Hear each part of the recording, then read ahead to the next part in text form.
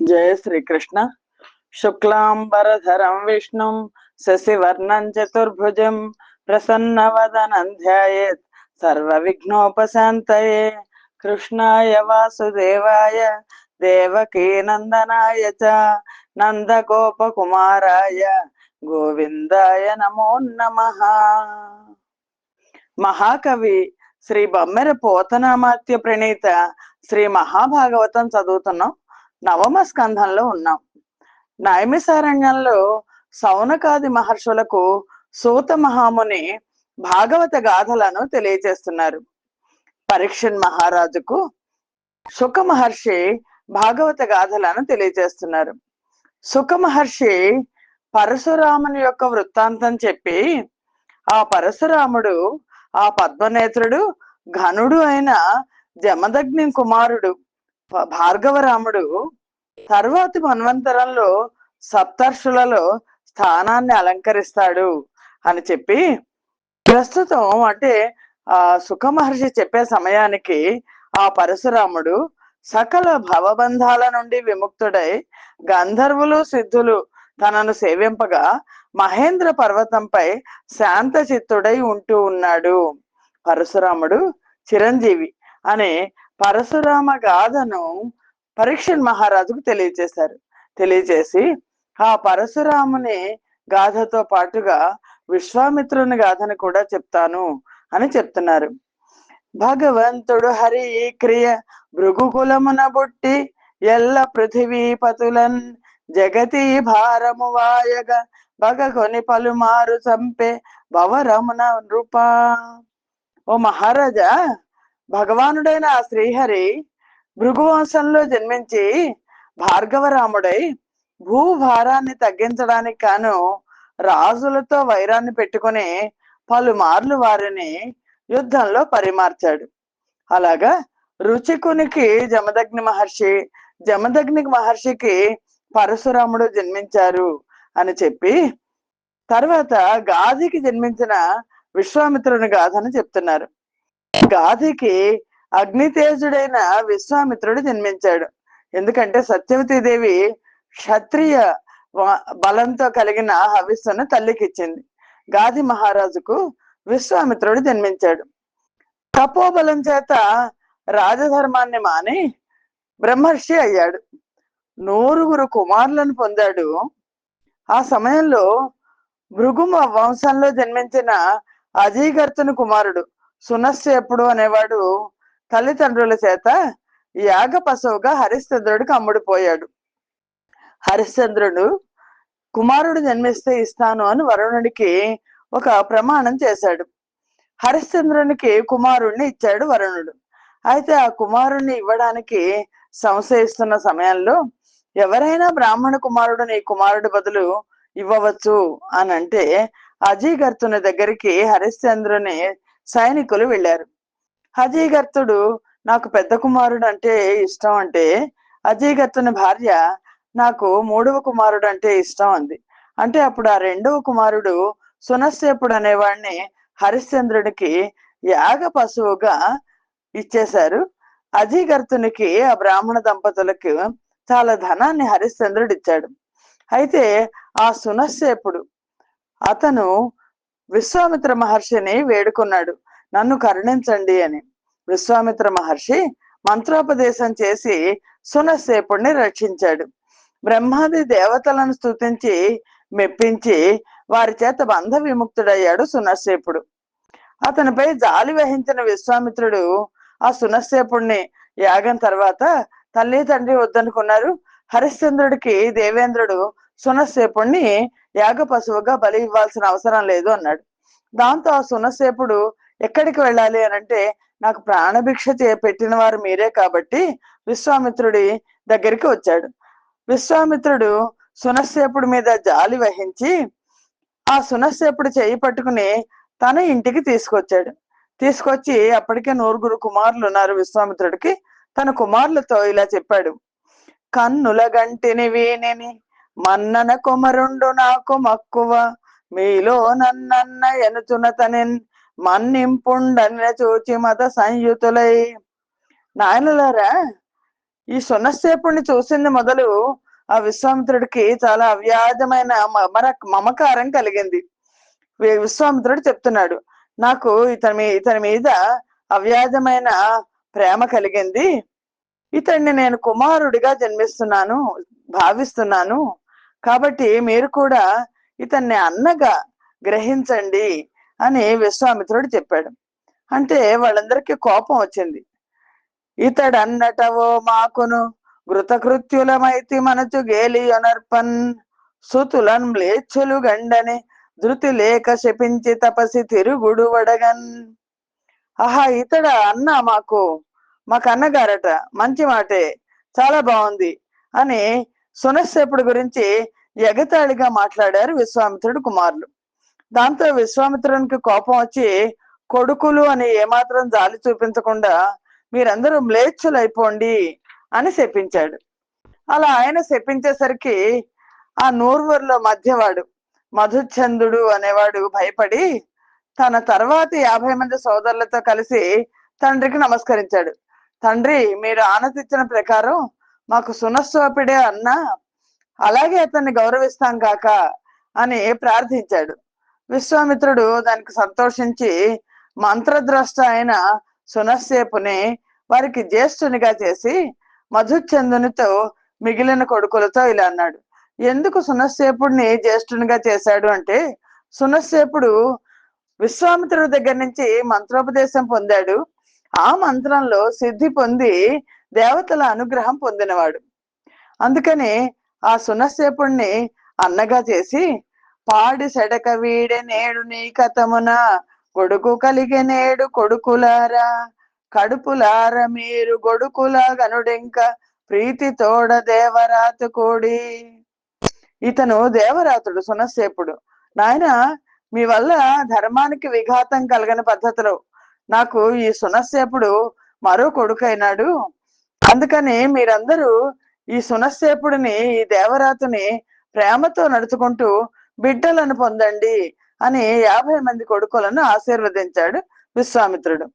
ఇలా విశ్వామిత్రుడు ఇలా అనేసరికి దేవతల చేత విడిపించబడ్డాడు కాబట్టి సునస్సేపుని దేవరాతుడు అన్నారు. సుఖ మహర్షి చెప్తున్నారు. మధుచంద్రుడు మొదలైన 50 మంది అతనికి తమ్ములయ్యారు. వారికంటే పెద్దవారైన అష్టకుడు, హారీతుడు, జయంతుడు, సుమధుడు మొదలైన 50 మంది వీళ్ళ నుండి వేరైపోయారు. అలాగా విశ్వామిత్రుడి కుమారులు 2 విధాలుగా కావడంతో వాళ్ళ ప్రవరలలో కూడా భేదం కలిగింది అని సుఖ మహర్షి పరీక్షన్ మహారాజుకు చెప్తూ అనంతర వృత్తాంతాన్ని కూడా ఇలా కొనసాగించాడు. పురూరవుని కొడుకు ఆయువు అని చెప్పాను కదా, ఉర్వశి పురూరవుల కథ చెప్పారు పరీక్షన్ మహారాజుకి. పురూరవుని కొడుకు ఆయువు అని చెప్పాను కదా, ఆయువుకు నహుషుడు, క్షతవృద్ధుడు, రజి, రంభుడు, అనేనసుడు అనే పుత్రులు కలిగారు. వారిలో క్షతవృద్ధునికి కుమారుడైన సుహోత్రుడు జన్మించాడు.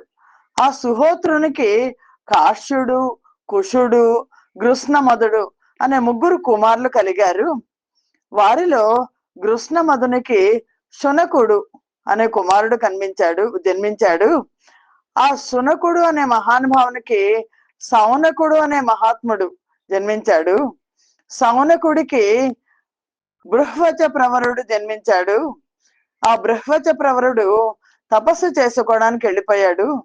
ఇంకా తర్వాత కాశ్యునికి కాశీ అనే కుమారునికి రాష్ట్రునికి దీర్ఘతపుడు జన్మించారు. ఆ దీర్ఘతపునికి అధికుడు శ్రీదయితాంశమున బుట్టే సేవ్యుండాయుర్వేదజ్ఞుడు ధన్వంతరి ఖేదంబులు వాయున తని కీర్తన సేయన్.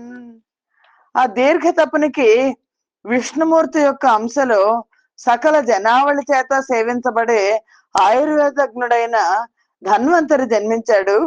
ధన్వంతరి నామాన్ని స్మరిస్తే చాలు, ధన్వంతరిని కీర్తిస్తే చాలు, సకల దుఃఖాలు సమసిపోతాయి. వాసుదేవాంశలో జన్మించిన ధన్వంతరికి హవిర్భాగ అర్హత కూడా ఉంది. అతనికి కేతుమంతుడు, ఆ కేతుమంతునికి భీమరథునికి దివోదాసు జన్మించారు. ఈ దివోదాసునే ద్యుమంతుడు అని కూడా అంటారు. ద్యుమంతునికి ప్రతర్ధనుడు జన్మించాడు. అతనిని శత్రుజిత్తు అని ఋతధ్వజుడు అని కూడా అంటారు. ఈ ఋతధ్వజునికి కువలయాశ్వుడు జన్మించాడు అని వసుమతి సవిను కువలయాశ్వ భూభర్త లలిత పుణ్యుఘను నలర్కు గనియే నా తడేల నేల నరువది యారు వేలేంటు వాని భంగి నేలనెవడు. ఓ రాజా విను, ఆ కువలయాశ్వుడు శుభ పుణ్యమూర్తి అయిన అలర్కుని కన్నాడు. ఆ అలర్కుడు అంతకుముందు ఎవ్వరూ పరిపాలించని విధంగా 66,000 సంవత్సరాలు ఎంతో గొప్పగా భూమిని పరిపాలించాడు. చంద్రవంశం గురించి చెప్తున్నారు పరీక్షన్ మహారాజుకు సుఖ మహర్షి. ఆ అలర్కుని కుమారుడు సన్నతి. సన్నతికి సునీతుడు అనే కుమారుడు జన్మించాడు. సునీతను కొడుకు ధర్మకేతువు అనే కుమారుడు, ధర్మకేతువుకు సత్యకేతువు అనే కుమారుడు, సత్యకేతువుకు దృష్టకేతువు అనే కుమారుడు జన్మించారు. దృష్టకేతువు కుమారుడు సుకుమారుడు, సుకుమారునికి వీతిహోత్రుడు, వీతిహోత్రునకు భర్గుడు, భర్గునికి భార్గభూమి జన్మించారు. వాడు తుదయు కాశ్య వసుమతి శుండాది అయిన వారు గాసులనగనెగడి రవని మీద వారలాక్షత్ర క్షత్ర వృద్ధిని వంశజాతులగుతు వంశవర్య. అనేక వంశాలు ఎలా వచ్చాయో చెప్తున్నారు పరీక్షన్ మహారాజుకి. కాశ్యుడు మొదలుగా ఈ భార్గభూమి వరకు ఉన్న క్షత్రవృద్ధిని వంశంలో జన్మించిన వాళ్ళందరినీ కూడా లోకం కాశులు అని వ్యవహరించింది. ఇంకా క్షత్రవృద్ధిని రెండవ మనమడు కుశుడు కదా, అతనికి ప్రీతుడు అనేవాడు జన్మించాడు. ప్రీతునికి సంజయుడు అనేవాడు జన్మించాడు. సంజయునికి జయుడు అనేవాడు జన్మించాడు.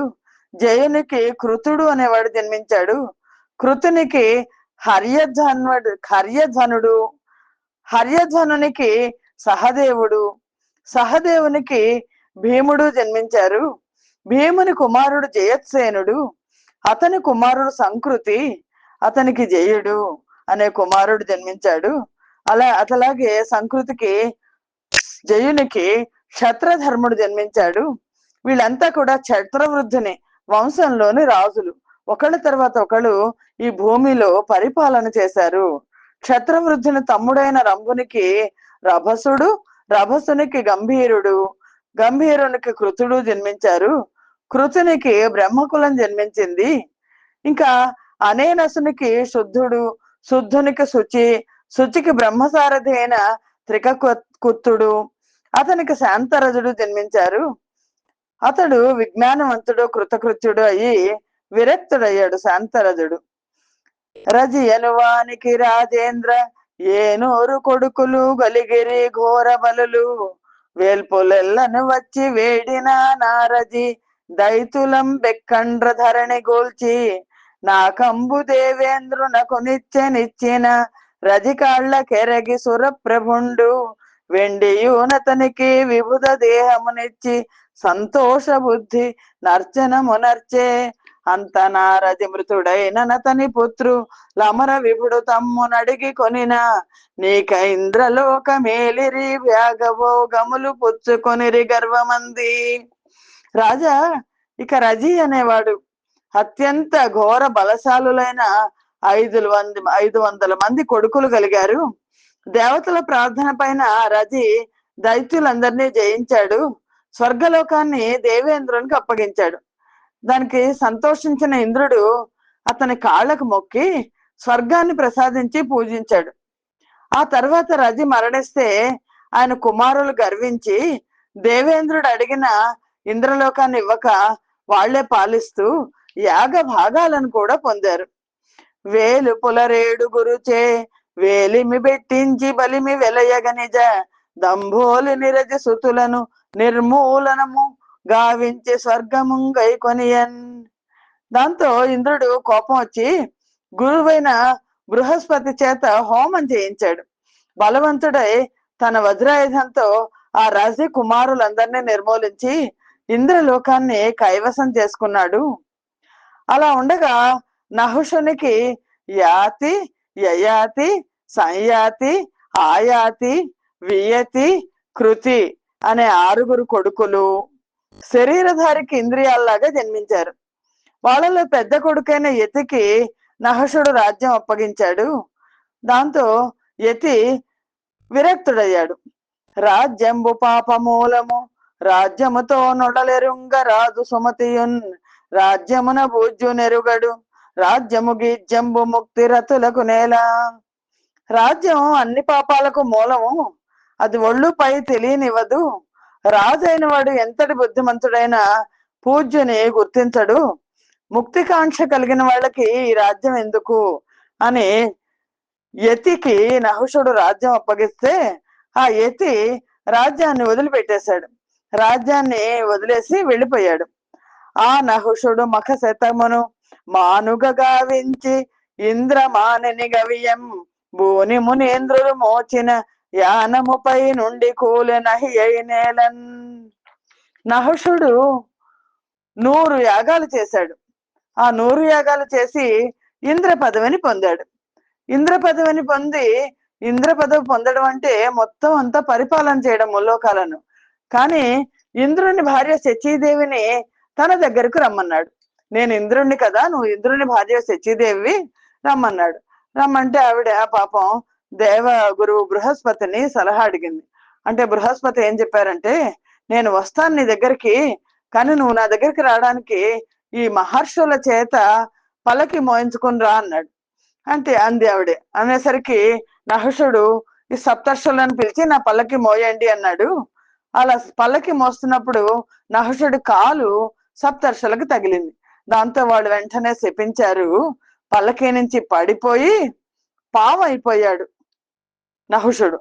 అన్నయు తండ్రి యుంజన యయాతి మహీపతి చతుర్దిశల్ పన్నుగ గావరమ్ములకు బాలిడి శుక్రుని కూతురున్ సుసంపన్న గుణాభిరామ వృషపర్వుని కూతురు నోలి నాండ్రుగా నన్నయశాలి ఈ ధరణి చక్ర దురంధరుడయ్య పేర్మితో. అలాగా అన్న తండ్రి ఇద్దరు వెళ్ళిపోయారు. వెళ్ళిపోతే నహుషుడి రాజ్యాన్ని యయాతి తీసుకున్నాడు. యయాతి పరిపాలన మొదలెట్టాడు. యయాతి రాజై తమ్ముళ్ళు 4 దిక్కుల భూమిని సంరక్షిస్తుంటే వాళ్ళకి వారి వారి తగిన భాగాలను ఇచ్చాడు. శుక్రాచార్యుని కుమార్తె, సకల గుణశోభిత అయిన వృషపర్వుని కుమార్తె ఇద్దరిని వివాహమాడి ఆ నీతిమంతుడు ఈ భూచక్రాన్నంతా పరిపాలించాడు అని పరీక్షణ్ మహారాజుకు సుఖమహేంద్రుడు చెప్పాడు. చెప్తే సుఖమహర్షి చెప్పాడు. చెప్తే పరీక్షణ్ మహారాజు సుఖమహర్షిని ఇలా అడిగారు. యయాతి చరిత్ర సుఖమహర్షి చెప్పబోతున్నారు. అప్పుడు పరీక్షణ్ మహారాజు అడిగాడు, ఇదేంటి పార్థివుండు యయాతి బ్రహ్మర్షి భార్గవుడు అల్లుడగుట మామ ఎగుట ఎట్లు రాజు రాచ కూతురతిసేయ తగుగాక విప్ర కన్యనొంద విహిత మగునే. అయ్యా మహర్షి సత్తమా, యయాతి శుక్రాచార్యుని కుమార్తెను వృషపర్వుని కుమార్తెను వివాహమాడాడు అని చెప్పుకొచ్చారు కదా. రాజైన వాడు రాచబిడ్డను అంటే వృషపర్వుని కుమార్తెను పెండ్లాడడం బాగానే ఉంది. మరి బ్రహ్మర్షి ఈ శుక్రునికి క్షత్రియుడైన యయాతి ఎలా అల్లుడయ్యాడు? ఆయన ఈయనకు మామ కావడం ఎలా జరిగింది? ఇది ఎలాగ పద్ధతి అవుతుంది? వివరించి చెప్పండి అని ప్రార్థించి అడిగాడు. అప్పుడు సుఖమహర్షి యయాతి చరిత్రను చెప్పడం ప్రారంభించారు. ఇది మనకి మహాభారతంలో కూడా అద్భుతంగా వివరణతో ఉంది. రాజు అలా అడిగేసరికి సుఖమహర్షి చెప్పుకొచ్చారు. ధనుజేంద్ర కూతురు తరలాక్షి శర్మిష్ఠ పురములోనొకనాడు ప్రొద్దువోక వేల సంఖ్యను చెలుల్ వెంటరా గురుసుత యగుదేవయానితో నాట మరగి పూచిన ఎలదోట పొంత జొంపముగొన్న క్రొమ్మావి చేరువ కొలకు చేరి ఎందు దమ్ముల తేనెలాని చొక్కుచు మ్రోయు నలుల చుంకృతులకు నదిరి పడుచు వలువలూడ్చి కొలకు వడివచ్చి వడిజొచ్చి తమలోన బెల్లు రేగి నీట జల్లులాడ నంది నెక్కి మౌళి నిందు రోచులు పర్వ శూలి వచ్చే కొండ శూలితోడా. రాక్షసరాజు యయాతి చరిత్ర చెప్తున్నాడు. రాక్షసరాజు వృషపర్వుడు. ఆ వృషపర్వుని కుమార్తె శర్మిష్ట. ఆవిడ చాలా గొప్ప గుణాలు కలిగిన ఆవిడ. ఒకరోజు ఆవిడ పట్నం లోపల పొద్దుపోక తన 1000 మంది చెలికత్తెలతో గురువు గారి అమ్మాయి దేవయాని కూడా, శుక్రాచార్యుడు కుమార్తె దేవయాని వెంట రాగా ఉద్యానవన సమీపంలోని లేత మామిడి వనంలోకి వెళ్ళింది. అక్కడ ఉన్న కొలనుకు వెళ్ళారు వాళ్ళు. అక్కడ పద్మాల్లోని తేనెను తాగి మత్తిల్లిన తుమ్మెదలను చూస్తూ గంతులు వేస్తూ వాళ్ళందరూ బట్టలు ఇప్పేసి కొలంలోకి దిగారు. ఉత్సాహంతో స్నానం చేస్తున్నారు. ఈ సమయంలో నంది వాహనంపై పరమేశ్వరుడు పార్వతీదేవితో అక్కడికి రావడం జరిగింది. మలహరు చూచి సిగ్గుపడి మానినులందరూ సంభ్రమంబునన్ వలువలు గట్టుతో ధనుజ వల్లభు కూతురు దేవయాని దువ్వలువ ధరించి ముందరికి వచ్చిన చూచి ఎరింగెరింగి నావలు విధి ఎట్లు గట్టు కొనవచ్చును దాసికి నంచు దెప్పుచున్. ఆ పరమేశ్వరుడు పార్వతీ పరమేశ్వరులు ఇద్దరు నందివాహనంకి వచ్చేసరికి ఈ ఆడపిల్లలందరూ కూడా కులంలో స్నానం చేస్తున్నారు. గబుక్కున సిగ్గుపడ్డారు. ఆ పరమేశ్వరుని చూసి సిగ్గుపడ్డ యువతులందరూ పరిగెత్తుకుంటూ వచ్చి తొందరగా బట్టలు వేసేసుకున్నారు. అలా వేసుకుంటున్న తరుణంలో రాకుమార్తె శర్మిష్ట గురువు గారి బిడ్డ దేవయాని బట్టలు ధరించేసింది. అది చూసిన దేవయానికి కోపం వచ్చింది. తెలిసి నా బట్టలు కట్టుకున్నావు, నువ్వు దాసిదానివి, ఇదేం పని అని కోపగించింది దేవయాని. అంటే నేను బ్రాహ్మణ బాలికను, నువ్వు రాజు కుమార్తెవు, ఇదేం పని, నా బట్టలు నువ్వు ధరించావేంటి అని. అంతటితో ఆగలేదు దేవయాని కూడా అహంకరించింది. ఆ లోకేశు ముఖంబునంగలిగే బ్రాహ్మణ్యంబు బ్రహ్మంబు నా మేలై వైదిక మార్గములు తెలుపుతున్ మిన్నందిరందున్ మహాశీలుర్ భార్గవులందు శుక్రుడు సుధీ సేవ్యుండు నేవానికిన్ జూలన్ నావలు వెట్లు గట్టితివి రక్షోజాతవై చేటిక. అంతటితో ఊడుకోలేదు దేవయాని. ఇదేంటి, నువ్వు నా బట్టలు కట్టుకున్నావు, నా బట్టలు కట్టుకుంటావా నువ్వు అని, నువ్వు దాసిదానివని అంతటితో ఊరుకోలేదే. నేను ఎవరిని అనుకున్నావు? సాక్షాత్తు ఆ బ్రహ్మదేవుని ముఖం నుంచి కదా బ్రాహ్మణులు జన్మించింది. బ్రాహ్మణ్యం బ్రహ్మము కలిగిన వాళ్ళం మేము. ఏది వైదిక పద్ధతో లోకానికి తెలుపుతూ వచ్చామే. అలా మా కీర్తి ఆకాశాన్ని అంటింది కదా. ఆ బ్రాహ్మణుల్లో కూడా పరమ పవిత్రులు భార్గవులు. వారిలో జన్మించి వేత్తలతో సేవించబడేవాడు కదా శుక్రాచార్యులు. ఆయన కడుపు పంటగా జన్మించిన దాన్ని నేను ఇంత గొప్పదాన్ని, నువ్వేమో రాక్షస కులంలో జన్మించిన దానివి, నువ్వు నా బట్టలు ధరించడం ఏమిటి, ఓ పనికత్తే అని దేవయాని తిట్టింది. మహిమవతులైన భూసుర మహిళల విత్తంబులు పెర మగువుల కగునే మహిబసిడి గొలుసులిడినన్ విహితములే కుక్కలకు హవిర్భాగంబుల్. చాలా దేవయాని శర్మిష్టని అనవసరంగా చాలా తిడుతోంది. మహామహిమాన్వితులైన బ్రాహ్మణ స్త్రీల వైభవాలు ఇతర స్త్రీలకు ఎలా అబ్బుతాయి? బంగారు ఆభరణాలు వేస్తే మాత్రం కుక్కలకు హవిర్భాగాలు ఉంటాయా ఎక్కడైనా అని ఇంకా తిడుతోంది. మీ తండ్రి మాకు శిష్యుడు, మా తండ్రి గురుండు, కొంత మాత్రం బైనన్ బ్రీతింగా వింపక పరిభూతం చేయుదువే తులువ పోడిమి జనటి. మీ నాన్న ఉన్నాడు కదా వృషపర్వుడు, ఆయన నా తండ్రికి శిష్యుడు. చేస్తే ఏదైనా మంచి పని చేసి మమ్మల్ని సంతోష పెట్టాలి మీరు, అంతేకాని దుర్మార్గురాలా ఇలా అవమానం చేస్తావా?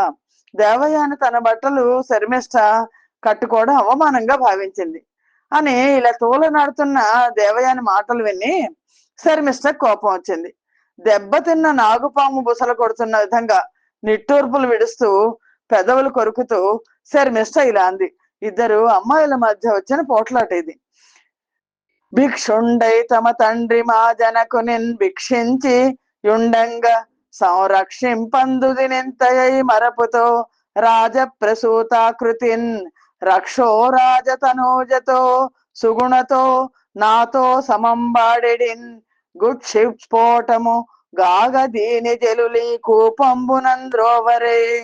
రాకుమార్తె కదా ఆవిడకి ఎంత కోపం వచ్చిందంటే, ఇదిగో మేము గొప్ప మీరు తక్కువ అని అనేసరికి దాసీదానా పనిదానా అని తిట్టింది దేవయాని. తిట్టేసరికి అలాగే ఎక్కడ దిక్కులేక భిక్షగాళ్ళలాగా మీ నాన్న మా నాన్న దగ్గరికి వచ్చి అడుక్కుంటే మా నాన్న మీ నాన్నని ఆచార్యుడు చేశారు, మీకు ఇంత స్థితి వచ్చింది మా నాన్న వల్ల, అది మర్చిపోయావు.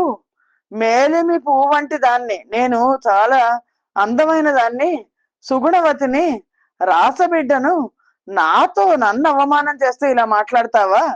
ఇంతకింత నువ్వు అనుభవిస్తావు, నీ డొక్క పగిలిపోయేట్లు చేస్తాను అని చెలికత్తెలు నేను బావిలో తోయకుండా ఉంటారా నన్నంటే అని. శర్మిష్టకు 1000 మంది చెలికత్తెలు ఉన్నారు, వాళ్ళు ఊరుకుంటారా అని నేను నా చెలికత్తెలు బావిలో దోసేస్తారు అని అంది. నిందించి చెలికత్తెలతో అంది, బోటి పిండు చేత బుధువంగ పట్టించి రాజసమున దైత్య రాజతనయ తొడరి దేవయాని త్రోపించే వలువీక గృంకి నూతిలోన గుదిల కొనగా. చెలికత్తెలతో వెంటనే దేవయాన్ని గట్టిగా పట్టించేసింది. కనీసం బట్టలు కూడా ఇవ్వలేదు, ఎందుకంటే దేవయాని బట్టలు శర్మిష్ట వేసుకుంది, ఆ శర్మిష్ట బట్టలు దేవయాని వేసుకోవడానికి నేను వేసుకోనంది అనేసరికి బట్టలు కూడా ఇవ్వకుండా దేవయాన్ని మంచి దిమ్ముతో బాగా గట్టిగా పట్టేసుకొని బట్టలు కూడా ఇవ్వకుండా అక్కడ ఒక నుయ్యి ఉంటే బావి ఉంటే ఆ బావిలోకి తోయించేసింది శర్మిష్ట. ఇలా చేసేసి శర్మిష్ట ఏంటంటే దాని కర్మ అది అనుభవిస్తుందని దేవయాన్ని వదిలేసి రాచనగర్కి వెళ్ళిపోయింది. తర్వాత యయాతి మహారాజు అక్కడికి వచ్చారు. యయాతి మహారాజు అడవిలో వేటాడుతూ వచ్చి ఎక్కడో దీనాలాపన వినిపించింది ఆయనకి. అలా చూసుకుంటూ ఈ బావి దగ్గరికి వచ్చారు.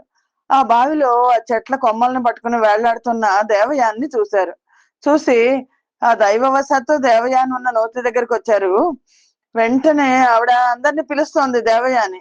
బంధువులను ఎల్లజీరుతూ నందు జలమగ్న నగ్నయై వగచుచు నిర్బంధమున చెక్కి వ్రీడ సింధువున మునింగి ఉన్న చేడియగనియన్.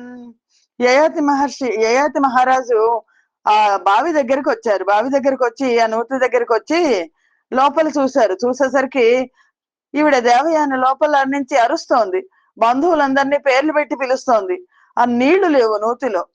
ఆ నూతిలో బట్టలు లేకుండా దుఃఖిస్తున్న దేవయాన్ని చూసి సప్తాంభో నిధి మేఖలావృత మహాసర్వం సహా కన్యక ప్రాప్తోద్యద్వర దక్ష దక్షిణకర ప్రాలంబముంజేసి ప్రోక్షిప్తం చేసే యయాతి కట్టుకొన బైచేలంబు మున్నెచ్చి పర్యాప్త స్వేద జలాంగి నాళి సముదాయ స్వర్గవిన్ భార్గవిన్. అద్భుతమైన పద్యం. సప్తాంభోనిధి మేఖలావృత మహాసర్వం సహా కన్యక ప్రాప్తోద్యద్వర దక్షిణకర ప్రాలంబముంజేసి ప్రోక్షిప్తం చేసే యయాతి కట్టుకొన బైచేలంబు మున్నెచ్చి పర్యాప్త స్వేద జలాంగి నాళి సముదాయ స్వర్గవిన్ భార్గవిన్. సప్త సముద్రాలకు నడికట్టులాగా వ్యాపించి ఉన్న సర్వభూమండలము అనే కన్యకను శాసిస్తున్న తన కుడి చేతిని, ఎందుకంటే ఆ యయాతి మహారాజు సప్త సముద్రాలకు మధ్యలో ఉన్న ఆ సర్వ భూమండలాన్ని కూడా పరిపాలిస్తున్నారు. ఆ పరిపాలిస్తున్న తన చేతిని, కుడి చేతిని ఆలంబనం చేసి ముందర తన పై పంచని, ఉత్తరీయం ఉంటుంది కదా, ఆ ఉత్తరీయాన్ని దేవయానికి ఇచ్చేశారు. ఆవిడ కట్టుకుంది. భయాందోళనతో చాలా చెమటతో తడిచిపోయి ఉంది. అల్లిబిల్లిగా అల్లుకున్న తామర తోడులతో అది పట్టుకుని వెళ్లాడుతోంది. తన కూర్మి నెచ్చెలులకు సర్వస్వాన్ని ఇవ్వగల కామధేనువును పోలిన భృగువంశ జాత భార్గవి దేవయానిని, తనకి ఏది కావాలంటే అది దేవయాని ఇవ్వగలదు. ఆ దేవయాన్ని యయాతి మహారాజు నూతిలోంచి పైకి లాగాడు కుడి చేతితో. అలా నూటి నుండి బయటకు తీసిన ఆ రాజుతో, యయాతి మహారాజుతో చంద్రవదన దేవయాని ఇలా అంది, నన్ను వాణిగ్రహణంబు చేసితి కదా, నా భర్తవు నీవ, దైవ నియోగం విధి పౌరుషంబునకు నా వాక్యంబు సిద్ధంబు సౌఖ్య నివాసున్నిను మానియుండు వరునింగాంక్షింపనే నేర్తునే వనజంబానెడి తేటి యజ్ఞ కుసుమావాసంబపేక్షించునే. తనని కుడి చేత్తో ఆయన పైకి లాగారు. పాణిగ్రహణం అయిపోయింది. ఆ దేవయానిని ఒకటి నగ్నంగా చూశారు ఆయన. తర్వాత తన పై పంచె ఇచ్చి కాపాడారు, ప్రాణాలు కూడా రక్షించారు. నా చేయి పట్టుకున్నావు, పాణిగ్రహణం అయిపోయింది కాబట్టి ఇక నుంచి యయాతి మహారాజుతో దేవయానంది, నువ్వే నాకు భర్తవు. భూమండలాన్ని మొత్తాన్ని పరిపాలిస్తున్నాడు యయాతి మహారాజు, నువ్వే నాకు భర్తవు. ఇది దైవ సంకల్పం, తప్పదు. ఈ మాట నిజం. సౌఖ్యాలన్నింటికి మూలమైన నిన్ను వదిలి నేను ఇంకా వేరొకనిని ఎలా వరిస్తాను చెప్పు. పద్మాన్ని చేరే తేటి ఇతర పుష్పాల ఆశ్రయాన్ని కోరదు కదా. అదే కాక ఆవిడ చెప్తోంది, సుగుణాఢ్య విను నేను శుక్రుని కూతురా దేవయానిని తొల్లి దేవమంత్రి తనయుండు కచుడు మా తండ్రి చేత మృత సంజీవని దానభ్యసించు వేళ నతని గామించిన నతడొల్ల ననవుడు నతడు నేర్చిన విద్య ఎణగిపోవా నతని శపించిన నతడు నా భర్త బ్రాహ్మణుడు గాకుండెడునని శపించే. నది నిమిత్తంబు నాకు బ్రాహ్మణుడు గాడు ప్రాణనాథుడవీవని పడతి పలుక తనదు హృదయంబు నెలతపై దగులు వడిన దమకముక ఇంతయును లేక తలచి చూచి. ఆ దావయాని ఇంకా మాట్లాడుతోంది. ఏ రహస్యాలు ఆపుకోలేదు ఆవిడ. మొత్తం తన జీవితం అంతా చెప్పేసింది. ఓ సుగుణ శ్రేష్ఠ, నేను శుక్రాచార్యుని కుమార్తెను, నన్ను దేవయాని అంటారు. ఇది వరకు ఒకసారి దేవతల గురువు బృహస్పతి కుమారుడు కచుడు మా నాన్న దగ్గర మృత సంజీవని విద్యను అభ్యసించడానికి వచ్చాడు. అప్పుడు నేను అతన్ని కాంక్షించాను, ప్రేమించాను. కానీ నా ప్రేమను నువ్వు గురుపుత్రివి, నాకు చెల్లెలతో సమానము అని అతడు దాన్ని అంగీకరించలేదు. అప్పుడు నేనేం చేశానంటే, నా తండ్రి దగ్గర నేర్చిన విద్య నీకు పని చేయదు గాక అని శపించేశాను. శపిస్తే అతను నిన్ను బ్రాహ్మణుడు వివాహం ఆడకుండుగాక అని శపించాడు. కాబట్టి ఆ కారణంగా నాకు బ్రాహ్మణుడు అనేవాడు భర్త కాబోడు, నీవే నా ప్రాణనాథుడువు అని ఆవిడ చెప్పింది. చెప్పేసరికి యయాతి మహారాజు కూడా ఆవిడ మీద మనస్సు పడ్డాడు. కాముక సంబంధమైన తొందర ఏమీ లేకుండా కానీ ఆలోచించాడు. దైవ యోగముగాక విప్రసుతన్వరించుని నామనం బేవిధం నీశ్వరాజ్ఞయు నిట్టిదంచు వరించే ధాత్రి వరుండును దేవయానిని ధీర బుద్ధులకున్ మనోభావ మొక్కటి ఏ ప్రమాణం అభావ్య భావ్య పరీక్షకున్. ఇది దైవ ఘటన కాకపోతే నా మనస్సుల బ్రాహ్మణ కన్య మీదకి పోవడం ఏంటి? ఎలాగైనా ఇది ఈశ్వరాజ్ఞే అని భావించి యయాతి మహారాజు దేవయానను వివాహం చేసుకున్నాడు. కానీ సంగతి తోసుకొచ్చినప్పుడు తగినదేదో నిశ్చయించాలంటే తమ ఆత్మ ప్రమాణాన్ని పాటించడమే ధీమంతుల లక్షణం కదా. ఇలా దేవయాన్ని వరించి యయాతి వెళ్ళిపోయాడు. కొంతసేపటికి దేవయాని తండ్రి శుక్రాచార్యుడి దగ్గరికి వెళ్ళింది. శర్మిష్ఠ ఏం చేసిందో చెప్పి కన్నీరు మున్నీరుగా ఏడ్చింది ఆవిడ. అలా ఏడ్చేసరికి క్రూరాత్ముల మందిరముల పౌరోహిత్యముల కుంట పాపం బి సంసారము కంటే శిలల్ దిని యోరక కాపోత వృత్తి నుండుట యొప్పున్. శుక్రాచార్యునికి చాలా కోపం వచ్చింది. అది విన్న శుక్రాచార్యుడు ఇలా దేవయాని దుఃఖించేసరికి, క్రూరాత్ముల ఇంట పౌరోహిత్యం చేయడం కంటే పాపం మరొకటి లేదంటే లేదు. ఈ తగులాటం కంటే పావురాల్లాగా దొరికిన దాన్ని తినడం మేలు కదా అని అనుకుంటూ వృషపర్వుని కొలువులో నేను ఇంక ఉండను అని హీనంగా భావించాడు. కుమార్తెను వెంట పెట్టుకుని ఆ రాజధానిని వదిలిపెట్టి వెళ్ళిపోయాడు. తాను శుక్రుడి దయ వల్ల దేవతలను జయించాలి అనే ఆలోచనలో ఉన్నాడు వృషపర్వుడు. కానీ ఈ జరిగిందంతా శర్మిష్ఠ తండ్రికి చెప్పింది. ఇదంతా తెలుసుకుని శుక్రాచార్యుడి మార్గానికి అడ్డం వెళ్ళాడు వృషపర్వుడు. వెళ్ళి ఆయన కాళ్ళ మీద పడ్డాడు. కాళ్ళ మీద పడి ప్రార్థించాడు. ఏదో విధంగా శుక్రాచార్యుడిని ప్రసన్నం చేసుకోవాలి. శుక్రుడు కూడా కోపాన్ని వదిలిపెట్టేశాడు. శిష్యుడైన వృషపర్వంతో ఇలా అన్నాడు: చెలులు వేవురు దాను నీ సుత చేటికైవడి నా సుతన్ గొలుచుచుండిన తీరు కోపము గొల్వ బెట్టెదవేని వెలది తోడ్కొని వత్తు నావుడు వేగరమ్మని భార్గవింగ్ గొలువ బెట్టె సురారి వర్యుడు గోతు నెచ్చలి పిండుతోన్. శుక్రుడికి కోపం ఎలా తగ్గుతుంది అని వృషపర్వుడు కాళ్ళ మీద పడితే, వృషపర్వుడితో శుక్రాచార్యుడు ఇలా అన్నాడు: నీ కూతురును ఆ కూతురు యొక్క చెలికత్తెలు 1000 మంది నా కుమార్తెని అవమానం చేశారు. కాబట్టి తన చెలికత్తెలు 1000 మందితో సహా నీ కూతురు శర్మిష్ట నా కుమార్తె కనుక చెలికత్తెగా ఉంటే కానీ మా అమ్మాయి కోపం తీరేది కాదు. నువ్వు కనుక నీ కుమార్తెను దాసిగా చేయడానికి, దాసిదానా పనిదానా అంది కదా, దాసిగా చేయడానికి అంగీకరిస్తే అప్పుడు నేను మా అమ్మాయితో సహా వెనక్కి వస్తాను అని శుక్రాచార్యుడు చెప్పాడు. కుమార్తె అంటే అంత ప్రేమ అనేసరికి వృషపర్వుడు చెలికత్తెలతో సహా తన కూతుర్ని దేవయానికి చెలికత్తెని చేసేసాడు. ఎందుకంటే వృషపర్వుడికి శుక్రాచార్యుని ఆయన రాజపురోహితుడు, ఆయన ఆ ఆశీర్వచనం చాలా అవసరం. చలమింకేలని తన్ను తండ్రి వనుపన్ శర్మిష్ట సన్నిష్టతో జలజాతాస్యలు సద్వయస్యలు సహస్రంబు నజస్రంబు దన్నల మందాసి సుదాసి అయ్యే భగవాయన్ భూరి కోపానల కలితజ్ఞానికి దేవయానికి మహాగర్వోద్యమ స్థానికి. పాపం వృషపర్వుడు అలా చెప్పేసరికి శర్మిష్ట తండ్రి అలా చెప్పినప్పుడు దేవయానితో తనకు గల విరోధం విషయమై ఇంకా పట్టు పట్టడం మంచిది కాదు.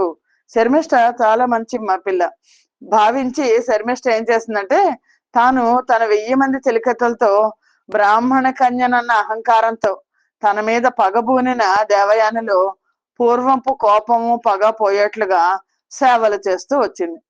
అంతటా ఆ తర్వాత ఆతతమైన వేట్క ధనుజాధిప మంత్రి సురారి నందనోపేత ధనుభవం పిలిచి పెండ్లియునర్చె మహావిభూతికిన్ ప్రీతి మహోగ్రజాతికి నభీతికి సాధు వినీతికిన్ శితఖ్యాతికి భిన్న దుష్కలహ కార్యభియాతికి నయ్యయాతికిన్.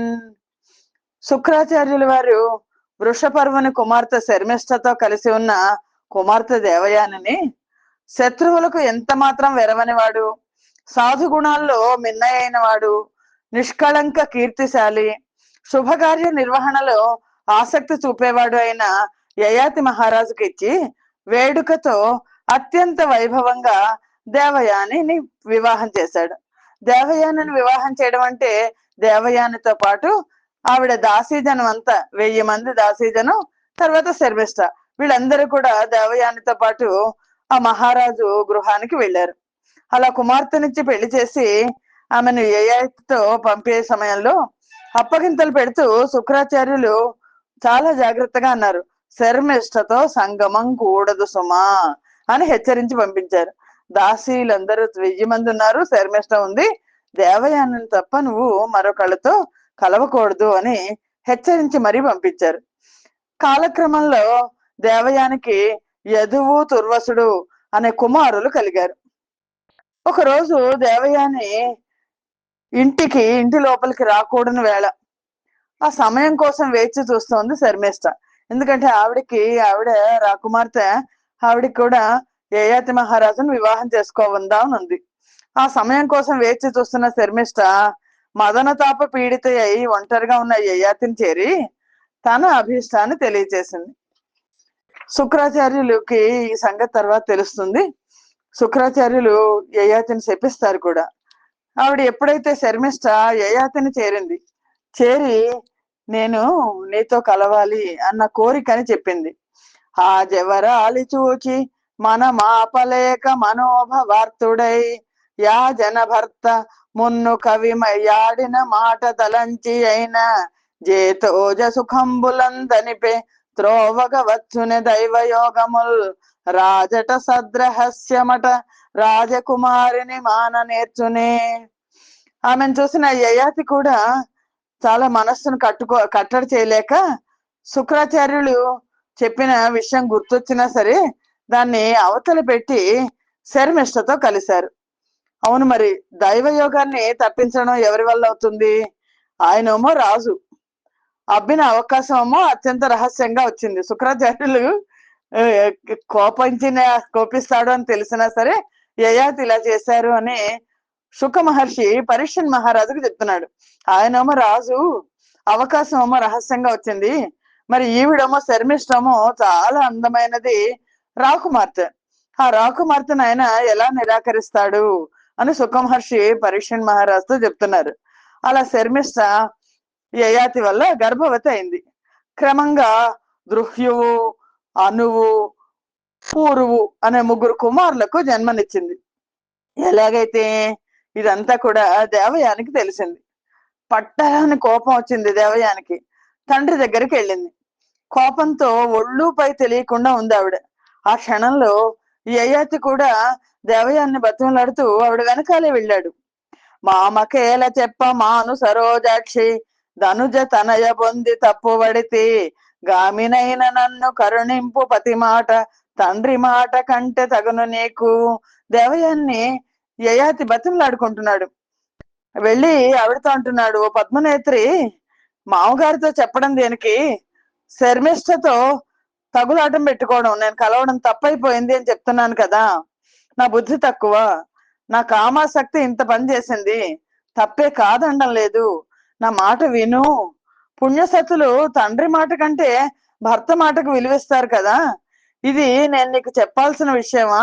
కాదు కదా, నీకు తెలుసు కదా, నువ్వు పతివ్రతవు కదా, నన్ను ఎందుకు ఇలా అల్లరి చేస్తున్నావు అని యయాతి దేవయాన్ని బతులాడుకుంటున్నాడు. అని బుద్ధగిస్తూ ఆవిడ పాదాల మీద పడి నమస్కరించాడు. అయినా దేవయాని మొదటి నుంచి మనకు దేవయాని చూస్తే అహంకరిస్తుంది అని తెలుస్తుంది కదా, ఆవిడ ఏమి మెత్తబడలేదు. ఈ లోపల ఈ సంగతి అంతా శుక్రాచార్యునికి తెలిసింది. తెలిసి ఆయన ఏమన్నా అంటే, నా మాట ద్రోచి దానవ భామను పొందితివి ధరణి పాలక, తగవే ఏ మాట ఏది రూపము కాముకులకు లోలుపులకు గలవే నిజముల్. ఏమయ్యా యయాతి మహారాజా, నా మాట పెడచెవిని పెట్టావు నువ్వు. ఎందుకు శుక్రాచార్యులు చెప్పారంటే, దేవయానికి శర్మిష్ఠ అంటే కోపం. శర్మిష్ఠతో కలిస్తే ఇంకెవరినైనా వివాహం చేసుకుంటే ఊరుకోదు, కానీ శర్మిష్ఠను వివాహం చేసుకుంటే ఊరుకోదు. ఆవిడ ఊరుకుంటుంది ఇంకెవరినైనా అయితే. నా మాట పెడన చెవిని పెట్టావు, దానవ కాంతను కూడతావా? ఇది ఏమన్నా ధర్మంగా ఉందా? శుక్రాచార్యులు అంటున్నారు. నువ్వు నాకు ఇచ్చిన మాట ఏమైంది? దానికి ఎదుటయ్యా నువ్వు చేసే పని. అవునులే, నిన్ను అనాల్సిన పనేముంది? కాముకులకు గులాములకు మాట నిలకళ్ళు ఎలా ఉంటాయి?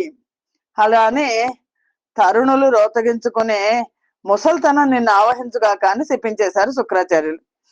అప్పుడు యయాతి మహారాజు ఇలా అన్నారు, మామా నాపై గోపము మామా నీ పుత్రి యందు మానవు నాకు గామోపభోగ వాంఛలు ప్రేమన్ రమించి ముదిమి పిద పందాల్తున్. ఓ మామగారు, నా మీద కోపం వద్దు, మీకు కోపం వద్దుగాక వద్దు. ఎందుకంటారా? మీరు నాకు ముసల్తనం ఇస్తే ఎవరు బాధపడతారు? నీ కుమార్తె మీద నాకు ఇంకా ప్రేమ మోజు తీరలేదు కదా. అది తీరిన తర్వాత మీరు చెప్పినట్లే నేను ముసల్తనాన్ని పొందుతాను అని పలికాడు యయాతి మహారాజు. అలా ఆయనకు నచ్చజెప్పి ఆయన అనుమతిని పొంది దేవయానితో యయాతి రాజధానికి వచ్చేసాడు. వస్తే శుక్రాచార్యులు అన్నారు, తర్వాత ముసల్తనాన్ని పొందుతాను అంటే, అయితే ఇప్పటి నుంచి నీ ముసల్తనాన్ని ఎవరు తీసుకుంటారో వాళ్ళకి ఇచ్చేసేయి అన్నాడు. ఇచ్చేసి ఆ తర్వాత వాళ్ళ దగ్గర నుంచి నువ్వు మళ్ళా నీ ముసల్తనాన్ని నువ్వు తీసుకోని. దాంతో యయాతి తన రాజధానికి దేవయానిని తీసుకుని వచ్చేసి తన పెద్ద కొడుకు యదువును తన సమక్షానికి పిలిపించుకున్నాడు. నీ తల్లిన్ గనినట్టి శుక్రువలనన్ నేడి చరం పొందితిన్. నా తండ్రి యదునామధేయ తనయ నా వృద్ధ తందల్పవే. నీ తారుణ్యము నాకు నిమ్ము తనివో నిండార కొన్నేండ్లు. నే జేతో జాత సుఖంబులందిరిగెదన్ శృంగారినై పుత్రక. కొడుకును యదుని పిలిచాడు. పిలిచి, ఓ నాయన, మీ అమ్మ వాళ్ళ నాన్న, మీ తాత శుక్రాచార్యులు అదేరయ్యా, నీ తాత శుక్రాచార్యుల వల్ల ఆయన శాపం వల్ల నాకు వృద్ధాప్యం వచ్చింది. నా ఈ ముసలితనాన్ని నువ్వు గ్రహించు, నీ యవ్వనాన్ని నాకు ఇయ్యి, కొన్నాళ్ల పాటు నా బంగారు తండ్రివి కదా, మా నాన్నవి కదా, అలాగైతే కొన్నాళ్ళు నేను మనస్సు మురిపని తీర్చుకుంటాను, సుఖాలన్నీ అనుభవించి తర్వాత నీ యవ్వనం నీకు ఇచ్చేసి నా వృద్ధాప్యం నేను తీసుకుంటాను అన్నాడు. అంటే అప్పుడు దానికి యదు అలా అన్న తండ్రి మాటలకు, యయాతి మాటలకు యదు ఇలా అన్నాడు: కాంతాహేయము దుర్వికారము దురాకండూతి మిశ్రంబు హృచ్చింతామూలము పీన సాన్వితము ప్రస్వేద వ్రణ కంపన శ్రాంతి స్ఫోటకయుక్త మీ ముదిమి వాంఛందాల్చి నానా సుఖోపాతం పాంతం బైన వయో నిధానమిది అయ్యా తేర ఈవచ్చునే. నాన్న బానే చెప్తున్నావు, ముసల్తనం వల్ల వచ్చే శరీర వికారాన్ని ఆడవాళ్ళందరూ అసహించుకుంటారు కదా, ఎక్కడ పడితే అక్కడ శరీరం అంతా దురదలు వస్తాయి కదా, మనసు ఒక తీరుగా ఉండదు కదా, రొంప జలుబు చెమటకాయలు గోకితే పుళ్ళు కురుపులు వృద్ధాప్యంలో ఇవన్నీ వస్తాయి కదా, అన్ని సుఖాలు పొందడానికి ఆస్కారమైన నా యవ్వనాన్ని తేరగా నేను ఎందుకు ఇస్తాను, ఎవడైనా ముసల్తనాన్ని కోరి తెచ్చుకుంటాడా, ఏం మాటలు ఇవి తండ్రి అని తండ్రితో అన్నాడు. అలా యదువు నిరాకరించడంతో యయాతి తుర్వసుని దృహ్యుని ఇద్దరిని పిలిచాడు. తుర్వసుడు దేవయాని కుమారుడు, దృహ్యుడు ఆవిడ శర్మిష్ఠ కుమారుడు, ఇతర కుమారులు అందరినీ పిలిచాడు. అందరూ కూడా ఇదే మాట అన్నారు: వృద్ధాప్యం చాలా భయంకరమైనది, మేము మా యవ్వనం నీకిచ్చి నీ వృద్ధాప్యాన్ని మేము తీసుకోవడం ఏంటి, కుదరదు అని చెప్పారు. చివరికి ఆఖరి పిల్లాడు పూర్వు, ఆ కడసారి కాన్పైన పూర్వుని పిలిచాడు. శర్మిష్ఠ కుమారుడు పూర్వుని పిలిచి ఇలా అన్నాడు: పిన్నవుగాని నీవు కడు పెద్దవు బుద్ధుల యందు రమ్ము నాయన్న మదాజ్ఞ దాటవు గదన్న వినీతుడవన్న నీవు నీ ఎన్నలు చెప్పినట్లు పరిహారము చెప్పకుమన్నా నా జరన్మన్నన దాల్చి నీ తరుణిమంబున గూర్పము నాకు పుత్రక.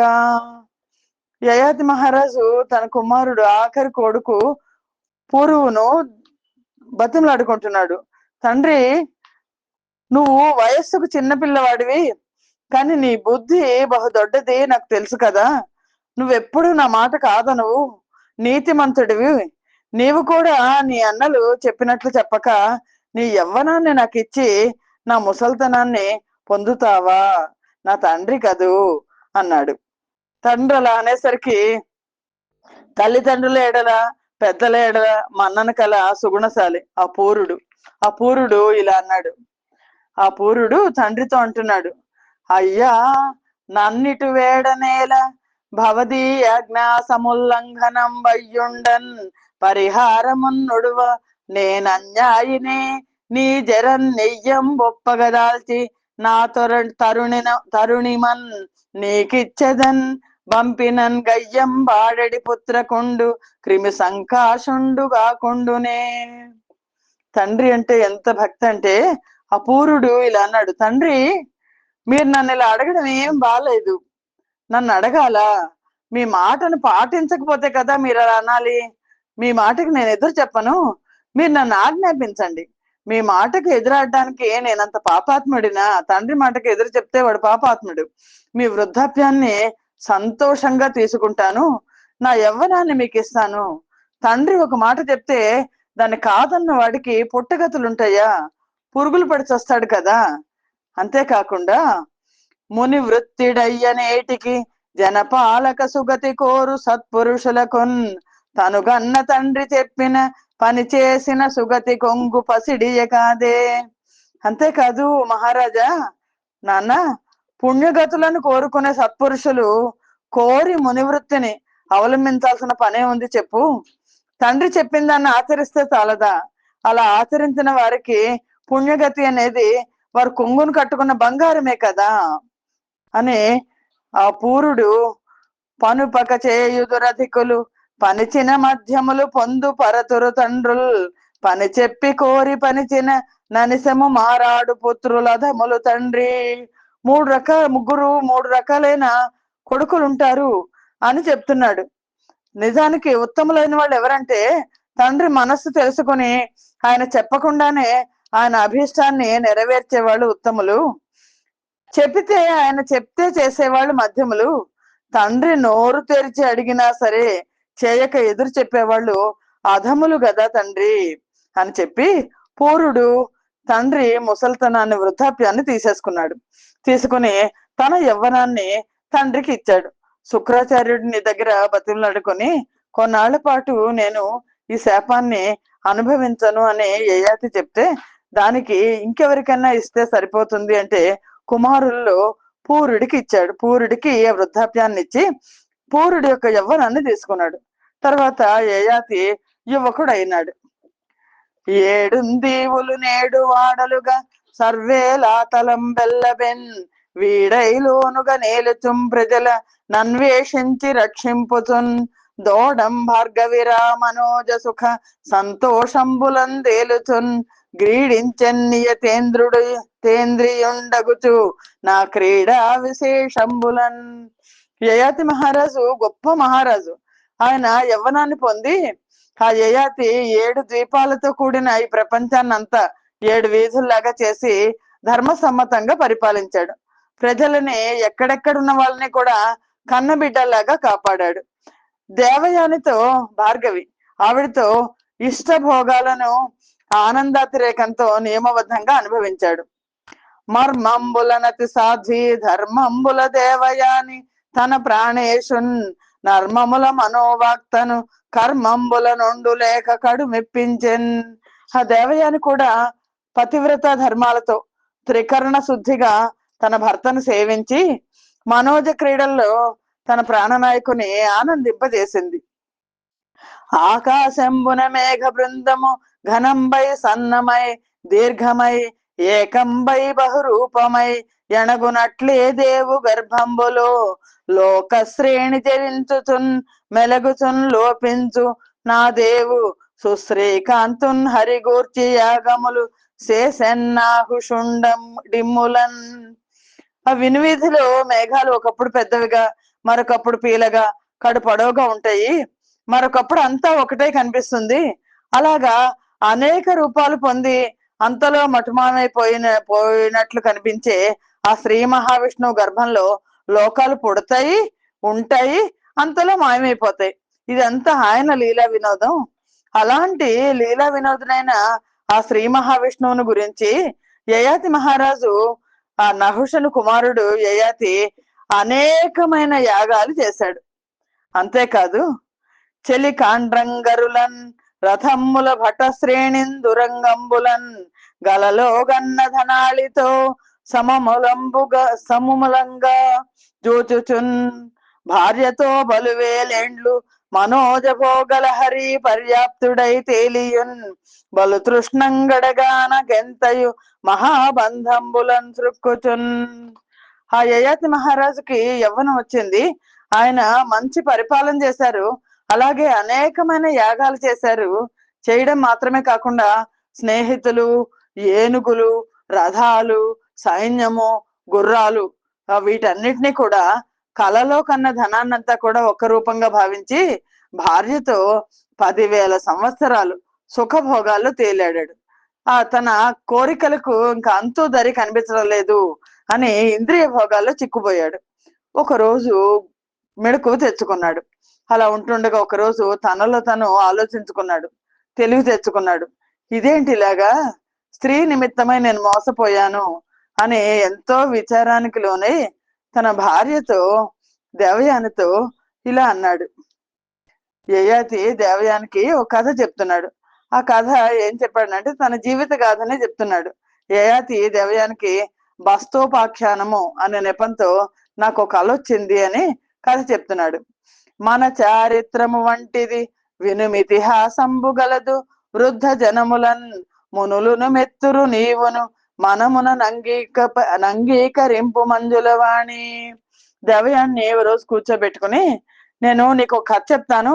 మన కథలాగే ఉంది చూడడానికి దేవయాని, అచ్చం మన చరిత్రలాగానే ఉంది. జరిగిన వృత్తాంతం ఒకటి చెప్తాను విను. వృద్ధులు మునులు కూడా దీన్ని ఎంతో ఇష్టంగా చెప్పుకుంటూ ఉంటారు. నువ్వు కూడా బాగా విను. ఎందుకంటే యయాతికి తెలివి వచ్చింది, తప్పు చేశాను అన్న సంగతి తెలిసింది అని ఆ కథను చెప్తున్నారు. అదేమో కండడవిలో నరుగుచున్ దాగర్మ ఫలమున నూతి లోపలికి జారి లోగెడి చాగి నాలోకించి కామి అయి కొమ్మున దరిగొంత కూల ద్రోచి వెడలింపనచ్చాగి విభునిగా గోరిన నగుగాకయని తాను నదియుదిరుగా నెన్ని ఏనియు నన్ను నెంత కామించిన నన్నింటికి భర్తయై తనర్చి వానినే ప్రొద్దురతులకు వశల చేసి సురిది క్రీడించి క్రీడించి చొక్కి చొక్కి కాముడని ఎడు దుస్సహా గ్రహము కథన చిత్తమే మరి మత్తిల్లి చెల్లజిక్కే. యయాతి మహారాజు తన భార్య దేవయానికి చెప్తున్నారు, మన కథలాగానే ఉంది, ఒకసారి చూడు. ఒకసారి ఒక అడవిలో ఒక ఆడ మేక తిరుగుతోంది. తిరుగుతూ దాని అదృష్టం చాలగా ఒక నూతిలో పడిపోయింది. అలా వెళ్ళిపోతున్న అలా నూతిలో పడిపోయిన ఆ మేకని ఒక మేకపోతు చూసింది. చూసి దాన్ని కామించింది. తన కొమ్ములతో ఆ నూతి ఒడ్డును కొంత పడగొట్టి ఎలాగైతేనే ఆ ఆడ మేకను సులభంగా బయటపడేట్టు చేసింది. అంటే దేవయానికి అదే చెప్తున్నారు ఏది. అది పైకి వచ్చి ఈ మేకపోతును భర్తగా కోరుకుంది. సరే అని మేకపోతు అంగీకరించింది. అలా రెండు కలిసి ఉంటున్నాయి. ఇలా ఉండగా ఎన్నో ఆడమేకలు మేకపోతును కలిసాయి, ఈ మగమేకను కలిసాయి. అది అన్నిటితోనూ క్రీడించసాగింది. అలా ఎన్నింటితో ఎంతగా క్రీడించినా కాముడు అనే దయ్యం పట్టినట్లు దానికి తనివి తీరడం లేదు. వెడవింటి వాని చిగురా కడిదపు వ్రేటునకు లొంగి అతి మోహితుడై విడువక సతులందగిలెడు జడునకు నెక్కడివి బుద్ధి చాతుర్యంబుల్. చెరుకు వింటి విలుకాడు ఉంటాడు కదా మన్మధుడు, అతని చిగురాకుల బాణాల దెబ్బలకు చిక్కిన వాడికి చిక్కి వాటికి లొంగిపోయి భార్యలను అంటిపెట్టుకుని తిరిగే మూర్ఖుడికి బుద్ధి చాతుర్యాలు ఎక్కడి నుంచి వస్తాయి చెప్పు అని భార్యతో అంటున్నాడు. అలా మేకపోతు తన తర్వాత మిగిలిన మేకల గుంపులో ఒక అందమైన మేకతో క్రీడిస్తోంది. మొదట నూతిలో నుండి బయటపడ్డ ఆడమేక అది చూసి తన ఆదరించకపోవడంతో మనసులో ఇలా అనుకుంది, పలికిన పలుకులు పలుకడు కలుచున్నవ కాంత చూచి కడు సంచలుడై నిలచిన చోట నిలువడు నిలువెల్లను గల్ల కామిని జమరిగలడే. ఈ మేకపోతు ఈ మేక కోరి మాట్లాడించినా సరే మాట్లాడడం లేదు. ఒకవేళ ఎప్పుడైనా కలిసిన మనసులోకి మరో కొత్త మేక వస్తే వెళ్ళిపోతాడు. నిలచిన చోట కాలు నిలవటం లేదు. ఈయన నిలువెల్లా మోసమే. అవును మరి కామైన వాడికి నిలకడ ఎలా ఉంటుంది, తను తానే మర్చిపోతాడు కదా అని ఆడమేక అనుకుంది. అలా అనుకుని ఆ పోతును వదిలిపెట్టి దూరంగా వెళ్ళిపోయింది ఆడమేక. అప్పుడు ఈ మగమేక కామాతిశయానికి లోనై మిసి మిసి అని శబ్దం చేస్తూ ఆ ఆడమేక వెనకాలే మిసి మిసి మిసి మిసి అనుకుంటూ వెళ్ళిపోయింది. కానీ దానిని సురత క్రీడకు సుముఖంత చేసుకోలేకపోయింది. అప్పుడు ఆ ఆడమేక యజమాని అయిన బ్రాహ్మణుడు అతి రథ సమర్థకం కాకపోవడంతో కోపం వచ్చి ఆ మగమేక వృషణాలను కాస్త కోసేశాడు. దాంతో అది నేల మీద పడి దొర్లుతోంది. ఆయన్ను వాటి కోసం ప్రార్థించింది, వృషణాల కోసం. ఆ బ్రాహ్మణుడు యోగ జ్ఞానం గలవాడు కనుక పోన్లే ఉపయోగం ఉంటుంది అని మళ్ళా ఆ మగమేకకు ఆ వృషణాలను కాస్త అమర్చాడు. వృషణములు మరలగలిగిన సుషముండై చాగి విభుడు సుందరి తోడన్ విషయ సుఖంబుల పొందుచు దృష తుది గనడయ్య బెక్కు దివసములయ్యన్. ఆ మగమేక వృషణాలు వచ్చేసాక మళ్ళా కామంతో తిరిగి వృషణాలను పొంది మనోజ్ఞమైన రూపంతో తన ఆడమేకతో విషయ సుఖాలు పొందుతోంది. కానీ ఎంతకు కూడా ఆ మగమేకకు తృప్తి అంటూ లేకుండా పోయింది అని యయాతి తన వృత్తాంతాన్ని మగమేక ఆడమేక అంటూ ఒక కథలాగా చెప్పాడు దేవయానికి. చెప్పి ఇప్పుడు దేవయానితో అంటున్నాడు, అబలాని నిబిడాతి దుర్జయ సలజ్జాపాంగ భల్లంబులన్ బ్రబలంబైన మనంబు భగ్నముగా నా ప్రావీణ్యమంగోలు పోయి బలిష్ఠుండకు కాము బారి పడి నేనెట్లోర్చెదన్ బంది కత్తె బడింబాపపు దృష్ణ ఇప్పుడకట దీర్ఘాకృతిన్ రొప్పెడిన్. ఓ దేవయాని, యయాతి దేవయానితో అంటున్నాడు, నీ చిక్కని చూపు తిప్పుడుకోవడానికి వీలైన నీ వాళ్ళు చూపులు అనే బాణాలు నా ప్రాణాలని తోడేస్తుంటే నాకుగా శక్తియుక్తులన్నీ కోల్పోయాను. అతి బలవంతుడైన మన్మథుని బారి నుండి తప్పించుకోవడం ఎలాగా? నీ చెరలో బందీనైపోయాను. జరిగిన దానికి ఇప్పుడు దిగులు పడుతున్నాను. అదలదు ప్రాణము లదలిన గదలదు సర్వాంగ కములు గదులుతునున్నన్ వదలదు బిగువులు వదిలిన దుదిలేది తృష్ణ దీని ద్రుంపగా వలయన్. ఒక బెదురంటూ లేదు, ప్రాణాలు అదురుతున్నా సరే కదలదు, సర్వావయవాలు సడలి పట్టుదప్పిపోతున్న బింకం వదలదు. అది వదిలిన ఈ మాయదారి కామం ఎంతకో తనివి తీరంది. ఈ కోరిక, దీనికి ఓ అంత అంటూ లేదు. ఏమైనా సరే దీన్ని వదిలించుకోక తప్పదు.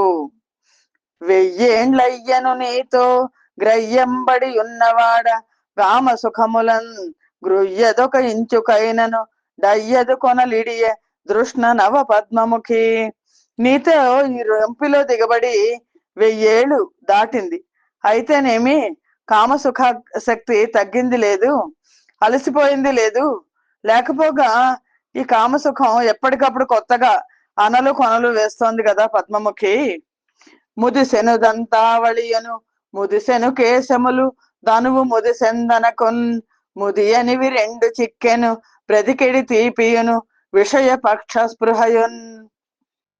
నాకు ముసల్తనం రావాలి, దంతాలు ముదిరిపోయాయి, తల వెంట్రుకలు బిరుసెక్కాయి, శరీరం ముదిసింది, అయినా ముదిమి అంటూ రాంది 2 బ్రతుకు మీద ఆశ పోవట్లేదు, అలాగే విషయ సుఖాల మీద ఆసక్తి పోవడం లేదు.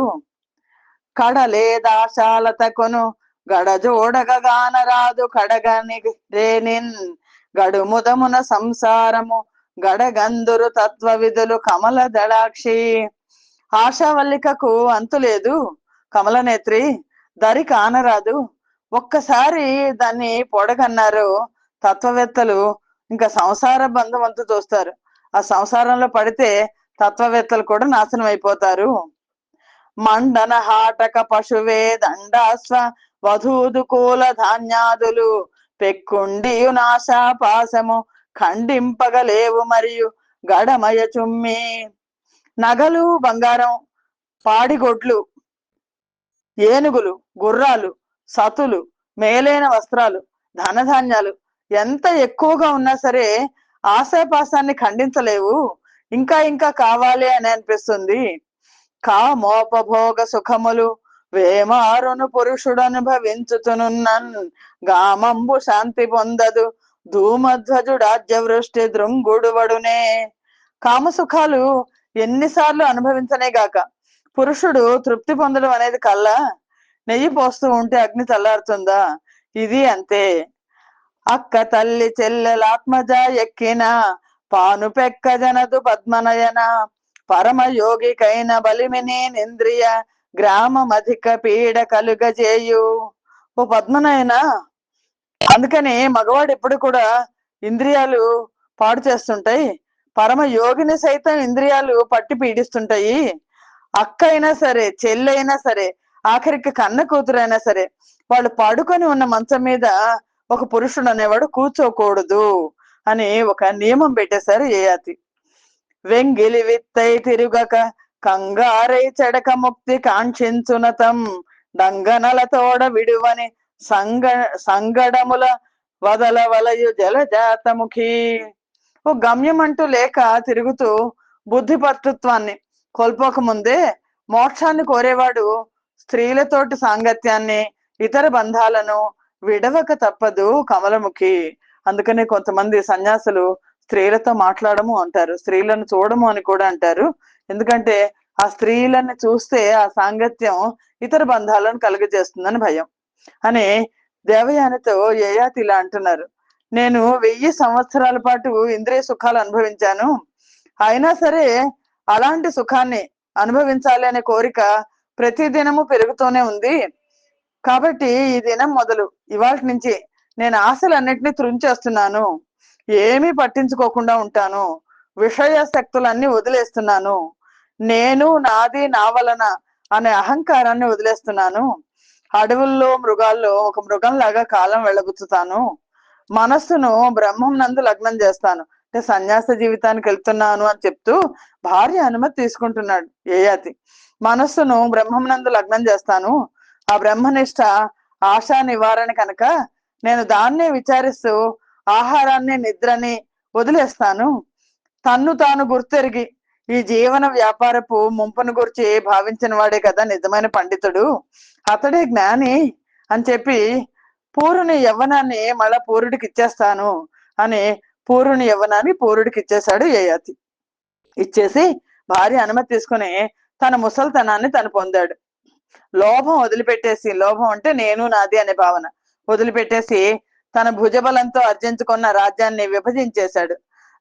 దృహ్యునకు తూర్పు వైపు ఇచ్చాడు, యదువునకు దక్షిణం వైపు ఇచ్చాడు, తుర్వసునకు పడమర వైపు ఇచ్చాడు, అనువునకు ఉత్తర దిగ్భాగాలను రక్షించమని చెప్పి వాళ్ళ సమక్షంలో 4 చెరగుల నేలయు బాలింపుండనుతు నగ్ర భవులకు పంచెన్ భూలోకమేలు మనుతును బాలార్కోదారు పూరు పట్టము గట్టెన్. 4 వైపులా ఉన్న భూమిని పరిపాలించండి అని 4 కుమారులకు ఆదేశించి ధర్మ నిర్వహణార్థం సద్బ్రాహ్మణులందరినీ పంపించి భూ పరిపాలన చెయ్యమని బాలభాను సమతేజుడైన పూరునికి, ఎందుకంటే తనకి ముసల్తనం తన ముసల్తనం తీసుకొని తనకి యవ్వనాన్ని ఇచ్చాడు, మళ్ళా ఆ యవ్వనాన్ని పూరునికి ఇచ్చేసి నువ్వే నా తర్వాత వారసుడివి అని ప్రకటించి మిగిలిన వాళ్ళకి రాజ్య వారసత్వం లేదు అని ప్రకటించి పూరునికి పట్టం కట్టాడు, పట్టాభిషేకం చేశాడు యయాతి. అలా పూరునికి రాజ్యాన్ని ఇచ్చి ఎన్నో ఏళ్లుగా అనుభవిస్తున్న ఇంద్రియ సుఖాలన్నీ కూడా వదిలిపెట్టేశాడు. మిక్కిలి విజ్ఞానంబున చక్కగా దిగ విడిచి వైరి షడ్వర్గంబున్ రెక్కలు వచ్చిన విహగము గ్రక్కున నీడంబు విడుచు కరణినుదితుడై. చాలా యయాతి తపస్సుకు వెళ్ళిపోయి ఆ తపస్సు చేసుకుంటూ సుజ్ఞానంతో ఎలా అయితే రెక్కలు వచ్చిన పక్షి త్రుటిలో గూడును వదిలిపెట్టి వెళ్ళిపోతుందో, ఎగిరిపోతుందో, అలాగా జ్ఞానాన్ని పొందినవాడై అరిషడ్ వర్గాలను కామక్రోధ లోభమోహ మదమాశ్చర్యాలు అనే 6 శత్రువుల్ని వదిలిపెట్టేశాడు. కారుణికోత్తముడగు హరి కారుణ్యము కథననతడు ఘనుడై గెలిచెన్ క్రూరములగు విషయంబుల నూరక గెలువంగ శక్తు డొక్కడు గలడే. అపార కరుణా సముద్రుడైన ఆ శ్రీ మహావిష్ణువు దయ వల్ల ఆ ఘనుడైన యయాతి కఠోరమైన విషయవాంఛలన్నిటినీ కూడా వదిలిపెట్టేశాడు. లేకపోతే అంత శక్తి ఉన్నవాడు కాబట్టి వదలగలిగాడు, లేకపోతే విషయవాంఛల్ని గెలవడం సాధ్యమా?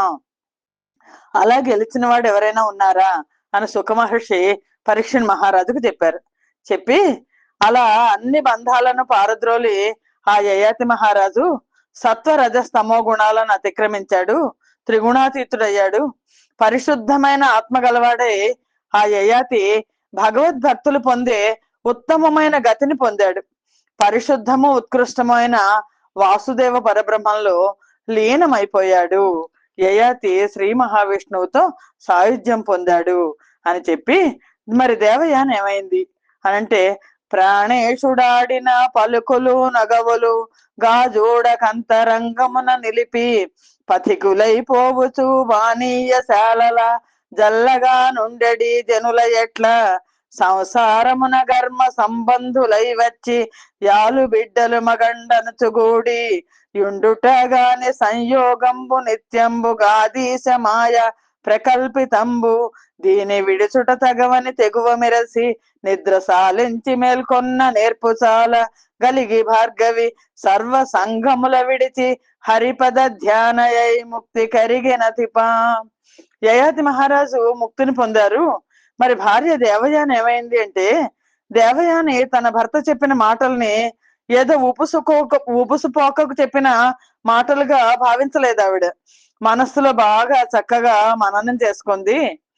బాటసారులు వెళ్తూ మధ్యలో చలివేంద్రం దగ్గర చేరి కాసేపు కాలక్షేపం చేసినట్లు, కొంచెంసేపు ముచ్చట్లాడుకున్నట్లు, పురాకృత కర్మవశాన సంసారంలో తగులుకొని నా భార్య నా బిడ్డలు నా భర్త అనుకుంటూ కొంతసేపు ఉండడం తప్ప ఈ తగులుకోవడం అనేది శాశ్వతం కాదు, ఇదంతా కేవలం సర్వేశ్వరంచే కల్పితమైన మాయ అని ఆవిడ తెలుసుకొని, దీన్ని వదిలిపెట్టడం తగిన పని అని తెలుసుకొని నిద్రలోంచి మేల్కొన్న రీతిగా ఒక్కసారిగా దేవయాని అన్నిటినీ తెగతెంపులు చేసుకుని ఆవిడ ఆ శ్రీ మహావిష్ణువు ధ్యానం చేసి ఆ శ్రీహరికి అంకితమై ముక్తి పదాన్ని చేరుకుంది. అని ఇట్లు యయాతి చరితంబు చెప్పి భగవంతుడును సర్వభూత నివాసుండును శాంతుండును వేదమయుండు నయన వాసుదేవునకు నమస్కరించదా అని సుకుండిట్లనియే. ఈ విధంగా యయాతి మహర్షి దేవయాని శర్మిష్ట గాథను సుఖ మహర్షి పరీక్షన్ మహారాజుకు తెలియచేశారు. ఈ గాథను సౌనకాది మహర్షులకు సూత మహాముని తెలియచేశారు.